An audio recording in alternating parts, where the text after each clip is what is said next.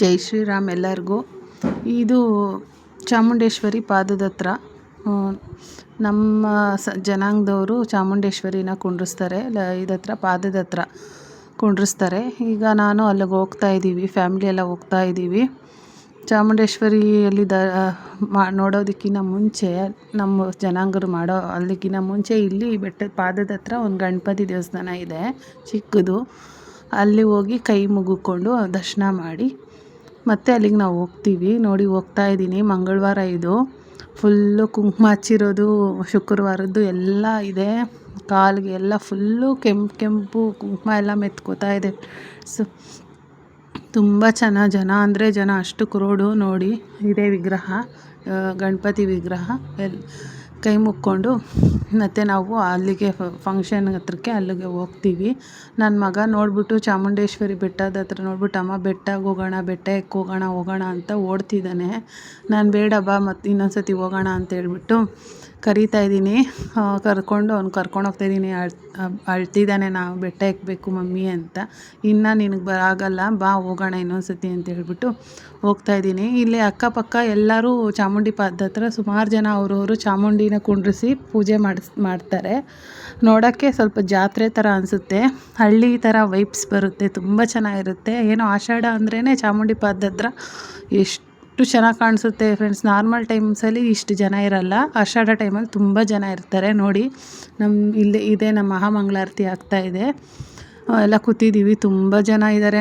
ತುಂಬ ಜನ ಎಷ್ಟು ಚೆನ್ನಾಗಿ ರೆಡಿಯಾಗಿ ಬಂದಿರ್ತಾರೆ. ಒಬ್ಬೊಬ್ಬರು ಎಷ್ಟು ಚೆನ್ನಾಗಿ ರೆಡಿಯಾಗಿ ಬರ್ತಾರೆ. ನೋಡೋಕೆ ಅಷ್ಟೇ ಚೆನ್ನಾಗಿರ್ತಾರೆ ಎಲ್ಲ ಹೆಣ್ಮಕ್ಳು. ಮತ್ತು ಹೊಸ್ದಾಗಿ ಮದುವೆ ಆಗಿರೋರು ನಮ್ಮ ಕಡೆ ಈ ಆಷಾಢದಲ್ಲಿ ಚಾಮುಂಡಿ ಬೆಟ್ಟಕ್ಕೆ ಹೋಗಿ ಬರ್ತಾರೆ, ಬೆಟ್ಟ ಎಕ್ತಾರೆ. ನೋಡಿ ಆ ಚಾಮುಂಡಮ್ಮನ ಎಷ್ಟು ಚೆನ್ನಾಗಿ ಅಲಂಕಾರ ಮಾಡಿದ್ದಾರೆ. ಇದೆಲ್ಲ ನಮ್ಮ ಹೆಣ್ಮಕ್ಳೇ ಮಾಡಿರ್ತಾರೆ. ಯಾರ್ಯಾರು ಇರ್ತಾರೆ, ವರ್ಷದಲ್ಲಿ ಒಬ್ಬರು ಅಂತ ಇರ್ತಾರೆ. ಆ ಫಂಡ್ ಥರ ಮಾಡಿರ್ತಾರೆ. ಆ ಫಂಡ್ ಒಳಗಡೆ ಈ ಥರ ಅವರೊಬ್ಬೊಬ್ಬರು ವರ್ಷಕ್ಕೊಬ್ಬೊಬ್ಬರು ಮಾಡೋದು. ನೋಡಿ ಎಷ್ಟು ಸುಂದರವಾಗಿ ಅಲಂಕಾರ ಮಾಡಿದ್ದಾರೆ. 2 ಕಳಶ ಇಟ್ಟಿದ್ದಾರೆ, ಆಮೇಲೆ ಚಾಮುಂಡಿ ವಿಗ್ರಹನ ಇಟ್ಟಿದ್ದಾರೆ. ತುಂಬ ಚೆನ್ನಾಗಿದೆ ನೋಡೋಕ್ಕೆ. 2 ಕಣ್ಣು ಸಾಲಲ್ಲ, ಅಷ್ಟು ಚೆನ್ನಾಗಿ ಕಾಣಿಸ್ತಾ ಇದ್ದಾಳೆ ಅಮ್ಮ. ಎಲ್ಲರಿಗೂ ಒಳ್ಳೇದು ಮಾಡಲಿ. ನೋಡಿ ಇದೆ ಹೀಗೆ ಊಟಕ್ಕೆ ಎಲ್ಲರೂ ಕೂತ್ಕೊಂಡಿದ್ದಾರೆ. ಫುಲ್ಲು ಕ್ರೌಡಿದ್ರು, ಸಖತ್ ಕ್ರೌಡಿದ್ರು. ಹೆಂಗೋ ನುಕ್ಕೊಂಡು ಮಾಡ್ಕೊಂಡು ನಾನು ನನ್ನ ಮಗ ಇಬ್ಬರು ಬಂದ್ವಿ. ಊಟಕ್ಕೆ ಕೂತಿದ್ದೀವಿ. ಏನಿಲ್ಲ ಅಂದರೂ ಒಂದು ಪಂಕ್ತಿನಲ್ಲಿ ಏನಿಲ್ಲ ಅಂದರೂ ಸುಮಾರು ಒಂದು 500 ಜನ, ಮಿನಿಮಮ್ ಒಂದು 400-500 ಜನ ಕೂತ್ಕೋಬೋದು. ಅಷ್ಟು ದೊಡ್ಡ ಪೆಂಡಾಲು. ನೋಡೋಕೆ ಚಿಕ್ಕದಾಗಿ ಕಾಣಿಸುತ್ತೆ. ನೋಡಿ ಮೊಟ್ಟೆ ಹಾಕಿದ್ದಾರೆ, ಪಾಯಸ, ಕಬಾಬು, ಮಟನ್ ಬಿರಿಯಾನಿ ಮತ್ತು ಗೀ ರೈಸು ಎಲ್ಲ ಇದ್ದಿತ್ತು ಫ್ರೆಂಡ್ಸ್. ರಸಮ್ ಎಲ್ಲ ಇತ್ತು.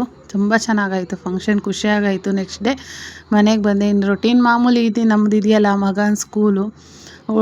ಟಿಫನ್ ಹಾಕ್ಕೊಟ್ಟೆ, ತಿಂತಾಯಿದ್ದಾನೆ. ತಿನ್ಸೋದು ತುಂಬ ಕಷ್ಟ ಇವನಿಗೆ. ತಿಂತಾಯಿದ್ದಾನೆ. 1 ಅವರ್ ಬೇಕು ತಿಂತಾನೆ ಕೂತ್ಕೊಂಡು. ಇನ್ನು ಅವನು ಕರ್ಕೊಬರ್ಬೇಕು. ನಾನೇ ಕರ್ಕೊಬರೋದು. ಅದಕ್ಕೆ ಬೇಗ ತಿನ್ನು ಅಂತ ಇದ್ದೀನಿ. ಮನೆ ಕೆಲಸ ಒಂದು ಮಾಡಿಲ್ಲ, ಅಲ್ಲಲ್ಲೇ ಇದೆ. ಕಿಚನ್ ಅಂತೂ ನೋಡೋಕ್ಕಾಗಲ್ಲ, ಬರೀ ನಾಷ್ಟ ಒಂದು ಮಾಡಿಟ್ಟಿದ್ದಷ್ಟೇ. ಇಷ್ಟಿದೆ ಪಾತ್ರೆಗಳು, ಸಿಂಕ್ ತುಂಬೋಗಿದೆ. ಪಾತ್ರೆ ಉಜ್ಜಬೇಕು. ನೋಡ್ತಾ ಇದ್ದೀನಿ. ಅವ್ನು ಕರ್ಕೊಂಡೋಗೋ ಮುಂಚೆನೇ ತೊಳೆಯೋಣ ಇಲ್ವಾ, ಬಂದು ತೊಳೆಯೋಣ ಅಂತ ಯೋಚನೆ ಮಾಡ್ತಾಯಿದ್ದೀನಿ. ಅವ್ನು ಊಟ ತಿಂದುಬಿಟ್ರೆ ನನಗೊಂದು ಸಮಾಧಾನ. ಒಂದು ಅಲ್ಲಿವರೆಗೂ ಅವ್ನು ಏನು ಕೆಲಸ ಮಾಡೋಕ್ಕೂ ಇಂಟ್ರೆಸ್ಟ್ ಇಲ್ಲ ಫ್ರೆಂಡ್ಸ್. ಅದಕ್ಕೆ ಹೇಳ್ತಾಯಿದ್ದೀನಿ ಬೇಗ ತಿನ್ನು ಅಂತ. ನಿಮ್ಗೆ ಹಾಯ್ ಮಾಡ್ತಿದ್ದಾನೆ ಇವನೇ ಫ್ರೆಂಡ್ಸ್. ಯೂಟ್ಯೂಬ್ ಮಾಡು ಮಮ್ಮಿ ಮಾಡು ಅಂತಿರೋದು. ವೆದರ್ ಬೇರೆ ಫುಲ್ಲು ಕೋಲ್ಡಾಗಿದೆ.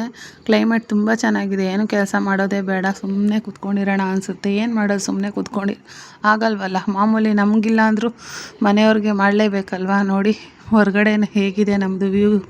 ನಮ್ಮ ಮನೆ ಏರಿಯಾದಲ್ಲಿ ಫುಲ್ ಚೆನ್ನಾಗಿರುತ್ತೆ ನೋಡೋದಕ್ಕೆ. ಅಷ್ಟು ಚೆನ್ನಾಗಿರುತ್ತೆ ಗ್ರೀನ್ರಿ. ಮತ್ತು ಪಕ್ಷಿಗಳು ಕೂಗ್ತಾ ಇರುತ್ತೆ. ಕೋಗಿಲೆ ಅಂತೂ ಡೈಲಿ ಕೂಗ್ತಿರುತ್ತೆ.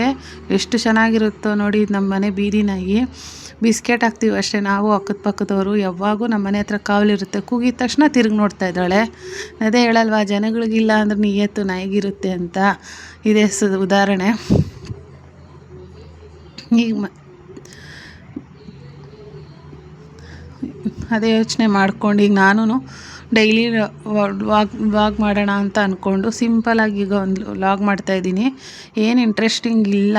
ನಿಮಗೆ ಏನಿದೆ ಎಲ್ಲ ಹಿಂಗೆ ಮನೆ ಎಲ್ಲರೂ ನೋಡೋದು, ಇವಳು ಮಾಡಿ ತೋರಿಸ್ತಿದ್ದಾಳೆ ಅಂತ ನೀವು ಅಂದ್ಕೋಬೋದು. ಇದೇ ಅಲ್ವಾ ಡೈಲಿ ವ್ಲಾಗ್ ಅಂದರೆ. ನೋಡಿ ಫ್ರೆಂಡ್ಸ್, ಈಗ ಪಾತ್ರೆ ಉಜ್ಜೋಣ ಅಂತ ಅಂದ್ಕೊಂಡಿದ್ದೀನಿ. ಇನ್ನೂ ಟೈಮ್ ಇದೆಯಲ್ಲ, ಉಜ್ಜಿಬಿಡೋಣ ಅಂತ. ಆಮೇಲೆ ಬಂದು ಸ್ನಾನ ಗಿನ ಮಾಡ್ಕೊಂಡು ಮನೆ ಕೆಲಸ ಮುಗಿಸ್ಕೊಂಡು ಸ್ನಾನ ಮಾಡಿ ದೀಪ ಹಚ್ಚಿ ಆಮೇಲೆ ಮಾಡೋಣ ಅಂತ ನಾನು ಅಂದ್ಕೊಂಡಿದ್ದೀನಿ. ಈ ನನ್ನ ಫೇಸ್ನ ಇಗ್ನೋರ್ ಮಾಡಿ, ಯಾಕಂದರೆ ಇನ್ನೂ ಫ್ರೆಶ್ ಅಪ್ ಆಗಿಲ್ಲ, ಏನೂ ಇಲ್ಲ, ಹಾಗೆ ಮಾಡ್ತಾಯಿದ್ದೀನಿ. ನೋಡಿ, ಇಂಥ ಟೈಮಲ್ಲಿ ದೊಡ್ಡವ್ರು ಇರಬೇಕು ಅನಿಸುತ್ತೆ, ಅಜ್ಜಿ ತಾತ ಇರಬೇಕು ಅನಿಸುತ್ತೆ. ಏನಕ್ಕೆ ಹೇಳ್ತಾ ಇದ್ದೀನಿ ಈ ಮಾತು ಅಂದರೆ, ಅಜ್ಜಿ ತಾತ ಇದ್ದಿದ್ದರೆ ಮಗನ್ನ ಕರ್ಕೊಂಡೋಗಿ ಸ್ಕೂಲಿಗೆ ಕರ್ಕೊಬರೋರು, ನೋಡ್ಕೊಳೋರು, ಮತ್ತು ನಮಗೂ ಒಂದು ಭಯ ಅನ್ನೋದಿರೋದು ಎಲ್ಲ ಇರೋದು. ಯಾರೂ ಇಲ್ಲ ಅಂದಾಗ ಫೀಲ್ ಆಗ್ತಿರುತ್ತೆ. ಹೇಳ್ತಾರಲ್ಲ, ತಾಯಿ ಇದ್ದಾಗ ಒಂಥರ, ತಾಯಿ ಇಲ್ದಿದ್ದಾಗ ಒಂಥರ ಅಂತ. ಇಲ್ಲಿದ್ದು ಕಳ್ಕೊಂಡಿರೋರು ಗೊತ್ತು ತಾಯಿ ತಂದೆ ಬೆಲೆ ಏನು ಅಂತ. ಇದ್ದಾಗ ಯಾರಿಗೂ ಗೊತ್ತಾಗಲ್ಲ, ಹೋದಾಗ ತುಂಬಾ ಗೊತ್ತಾಗುತ್ತೆ. ಆಗ ಟೈಮ್ ಮೀರೋಗ್ಬಿಟ್ಟಿರುತ್ತೆ. ಆದರೆ ನಮ್ಮ ವಿಷಯದಲ್ಲಿ ನನಗೂ ಇಲ್ಲ, ನಮ್ಮ ಹಸ್ಬೆಂಡ್ಗೂ ತಾಯಿ ಇಲ್ಲ, ತಂದೆ ಇಲ್ಲ. ಚಿಕ್ಕ ವಯಸ್ಸಿಗೆ ಕಳ್ಕೊಂಡ್ವಿ. ನಾನು ಖುಷಿಯಾಗಿದ್ದೀನಿ. ನನ್ನ ಲೈಫಲ್ಲಿ ಕಷ್ಟ ಅಂತೇನಿಲ್ಲ. ನಮ್ಗೆ ಚೆನ್ನಾಗಿರೋ ಗಂಡ ಮಗು ಎಲ್ಲ ಇದ್ದಾರೆ. ಆದರೆ ಏನೇ ಇದ್ದರೆ ಏನು ಹೇಳಿ, ಕಷ್ಟ ಅಂತ ಸುಖ ಅಂತ ಹೇಳ್ಕೊಳಕ್ಕೆ ತಾಯಿ ಅಂತ ಇರಬೇಕಲ್ವ ಜೊತೆಗೆ. ತುಂಬ ಮಿಸ್ ಮಾಡ್ಕೊತೀನಿ ನಮ್ಮ ತಾಯಿ ತಂದೆನ. ಇವನ್ ನನ್ನ ಅತ್ತೆ ಮಾವನೂ ತುಂಬ ಮಿಸ್ ಮಾಡ್ಕೊತೀನಿ. ಇಲ್ಲ, ಏನು ಮಾಡೋಕ್ಕಾಗಲ್ಲ. ನನ್ನ ಮಗಗಂತೂ ಅದು ಭಾಗ್ಯನೇ ಇಲ್ಲ ಅಜ್ಜಿ ತಾತ ನೋಡೋದು. ಅವನು 2 ಇಯರ್ಸ್ 1.5 ಇಯರ್ಸ್ ಇದ್ದಾಗೇ ಅಜ್ಜಿ ತಾತ ಇಬ್ಬರನ್ನೂ ಕಳ್ಕೊಂಡ. ಈ ಕಡೆ ಅಪ್ಪನ ಕಡೆನೂ ಕಳ್ಕೊಂಡ, ಈ ಕಡೆ ಅಮ್ಮನ ಕಡೆನೂ ಕಳ್ಕೊಂಡ. ಒಂದೊಂದು ಸಮ್ಟೈಮ್ಸು ಬೇರೆ ಅಜ್ಜಿ ತಾತ ಸ್ಕೂಲಿಗೆ ಕರ್ಕೊಂಬಂದಾಗ ಅವ್ನು ಬಿಡುವಾಗ ಅವ್ನು ಹಿಂಗೇ ನೋಡ್ತಾ ಇರ್ತಾನೆ. ಅವ್ರನ್ನೇ ನೋಡಿಬಿಟ್ಟು ಥರ ಅವ್ನ ಫೇಸಲ್ಲೇ ರಿಯಾಕ್ಷನ್ನೇ ಒಂಥರ ಇರುತ್ತೆ. ಆಗ ಗೊತ್ತಾಗುತ್ತೆ ಅವ್ನಿಗೆ ಫೀಲ್ ಆಗ್ತಿದೆ ಅಂತ. ಆದರೆ ತೋರಿಸ್ಕೊಳಕ್ಕಾಗಲ್ವಲ್ಲ ನಾವು ಮಕ್ಕಳ ಮುಂದೆ. ತುಂಬ ಫೀಲ್ ಆಗುತ್ತೆ. ತಾಯಿ ತಂದೆನ ಚೆನ್ನಾಗಿ ನೋಡ್ಕೊಳ್ಳಿ, ನಿಮ್ಮ ಕೈಯಲ್ಲಾದಷ್ಟು ನೋಡ್ಕೊಳ್ಳಿ ಮಾಡಿ. ಇದು ಮಾಡೋಕ್ಕೆ ಹೋಗಬೇಡಿ, ಟೈಮ್ ಕೊಡಿ ತಂದೆ ತಾಯಿಗೆ. ನೋಡಿ, ಇಲ್ದಿದ್ದವ್ರಿಗೆ ಎಷ್ಟು ಫೀಲ್ ಆಗುತ್ತೆ ಅಂದರೆ, ತಾಯಿ ತಂದೆ ಇಲ್ದಿರೋದು ಅಷ್ಟು ಇದು ನೋವಾಗುತ್ತೆ. ನನಗೆ ಯಾಕೋ ಮಾತಾಡ್ತಾ ಅಪ್ಪ ಅಮ್ಮ ನೆನಪಾಯಿತು, ಹಾಗೆ ಹೇಳಿದೆ. ಈಗ ನೋಡಿ ಫ್ರೆಂಡ್ಸ್, ಪಾತ್ರೆಗಳು ಇಷ್ಟಿದೆ, ಎಲ್ಲ ತೊಳೆದು ಹಾಕ್ತಾಯಿದ್ದೀನಿ. ಬೇಗ ಪಾತ್ರೆ ಎಲ್ಲ ತೊಳೆದ್ಬಿಟ್ಟು ಹೋಗಿ ಬಿಟ್ಬಿಟ್ಟು ಬಂದುಬಿಟ್ರೆ ಸಾಕು. ಬಂದುಬಿಟ್ಟು ಆಮೇಲೆ ಬೇಕಾದ್ರೆ ನಿಧಾನಕ್ಕೆ ಕೆಲಸ ಮಾಡ್ಕೋಬೋದು. ಅದಕ್ಕೆ ಕೆಲಸ ಎಲ್ಲ ಮುಗಿಸ್ಕೋತಾ ಇದ್ದೀನಿ. ಅವ್ನಿಗೆ ಇವಾಗ ಬಾಕ್ಸಿಗೆ ಕಟ್ಟಿ ಬಾಕ್ಸ್ ಪ್ಯಾಕ್ ಮಾಡಿಲ್ಲ. ಬಾಕ್ಸ್ ಪ್ಯಾಕ್ ಮಾಡಿಬಿಡೋಣ ಅಂತ ಬಂದೆ. ಅರ್ಧಕ್ಕೆ ಪಾತ್ರೆ ಉಜ್ಬಿಟ್ಟು ಈ ಕಡೆ ಬಂದೆ. ನಾನು ಸೋಯಾ ಸಾಸಲ್ಲಿ ಪಲಾವ್ ಮಾಡಿದ್ದೆ. ಜಾಸ್ತಿ ಮಸಾಲೆ ಹಾಕಿಲ್ಲ, ಲೈಟಾಗಿ ಮಾಡಿದ್ದೀನಿ. ಯಾಕಂದ್ರೆ ಅವ್ನು ಖಾರ ತಿನ್ನಲ್ಲ ಅಂದ್ಬಿಟ್ಟು ಮಾಡಿದೆ. ಇದನ್ನೇ ಬಿಟ್ಬಿಟ್ಟು ಬರ್ತಾನೆ ವಾಪಸ್ ಬಾಕ್ಸ್ಗೆ. ಸ್ವಲ್ಪ ಸುಮ್ಮನೆ ಕಳಿಸ್ಬೇಕಷ್ಟೇ. ಇನ್ನೇನು ಅವನನ್ನು ಡ್ರಾಪ್ ಮಾಡಿಬಿಟ್ಟು ಬರಬೇಕು. ಹೋಗ್ತಾಯಿದ್ದೀನಿ. ನಾನು ಡೈಲಿ ವಾಗು ಇನ್ನೊಂದು ಸ್ವಲ್ಪ ಇಂಪ್ರೂವ್ಮೆಂಟ್ ಮಾಡ್ಕೋತೀನಿ.